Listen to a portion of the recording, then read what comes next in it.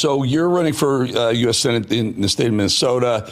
Klobuchar isn't the one. Tina Smith, I believe, is the one who said she's not going to run, and that's the Tina Smith, right? You're looking at Royce. Tell us, number one, why did you decide to run? Who else is in this race? On both sides, really, that you would say would be competition for you.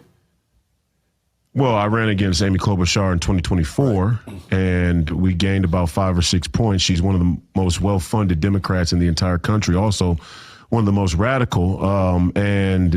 We flipped 27 counties, which is a sign that the greater Minnesota is swinging towards not only MAGA, but somebody who's regarded as an extreme MAGA candidate. I don't think I'm that extreme. I say all the time on the show, we're not the far right. We're just right. But that was a good sign. And I had very minimal support from people like the NRSC and other, conservative Republican institutions around the country, many of which have sold us out just as bad as the Democrats have in some respects, in many respects. So there was only one, option was to turn the campaign around and run again for Tina's seat. I didn't know that she was going to resign and it would be an open race, which bodes well for me and the rest of the Republican Party here in Minnesota. Peggy Flanagan, who is currently our lieutenant governor under Tampon Tim, is considered to be the front runner for the Democrat side. Also, Angie Craig, who just got an endorsement from transgender House Rep Sarah McBride.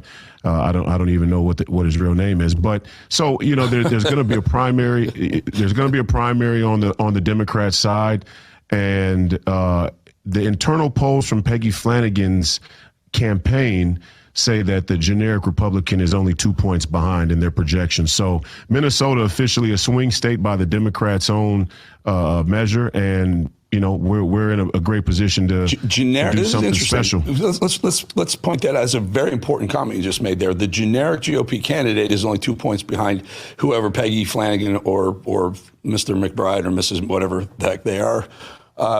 That's amazing because you're a very popular person. You're a former NBA player, conservative, African-American. These are the types of things that really open that seat up where you got a legit chance. And I just a little piece of advice. Pete Hegseth is a good friend also from the state of Minnesota.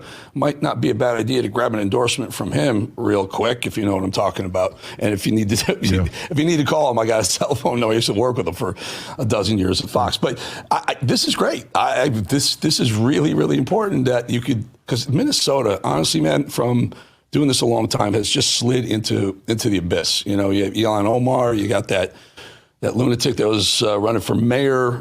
The Somali I don't even think he speaks English. Omar Fateh. Yeah. Fateh.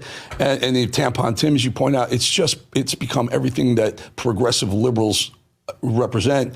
Man, it would be nice to fire some fresh blood into that, some conservative blood. No, we call it the belly of the beast for a reason. Minnesota is like ground zero for the radical Democrat agenda, and it's going to be an interesting race. I think for the first time, and again, in Minnesota, we voted for the Democrat candidate in the presidential election 13 consecutive times. So Minnesota has been firmly blue for the presidential for 13 years. This will be going on 14 if we do it again in 2028. I think for the first time, we're going to be able to appeal to the people of Minnesota and say, can we just try something different? I mean, do you remember a time when you didn't have to worry about men being thrown in women's prison? Do you even think that's remotely appropriate or reasonable? I think we're going to be able to make that appeal now, and I think Omar Fateh and some of his radical things in the mayor race are going to help. I mean, you already see down in Minneapolis, the liberal elites are backing his opponent, Jacob Fry, because the crime is out of control and it's a stone's throw from where they live around Lake of the Isles, Calhoun, Kenwood. So, Minnesota's changing, and hopefully by the time 2026 rolls around, we'll be able to lead a MAGA wave here in Minnesota. And again, I don't think that we're far right. I don't think that we're extreme. It's not extreme to say we want a border. It's not extreme to let President Trump do what he's doing with the tariffs and all of the good things happening with the economy. It's not extreme to end wars. None of these. It's not extreme to say we want women's sports to be women's sports. None of those things seem extreme. They've kind of gaslit us into believing that. So hopefully Minnesota is going to see some change here. Great.